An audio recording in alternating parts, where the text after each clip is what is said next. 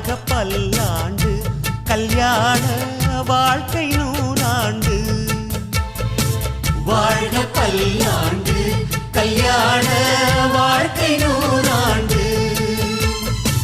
உதயமாகும் புதிய ராகம் இசையில் யாவும் புனிதமாகும்.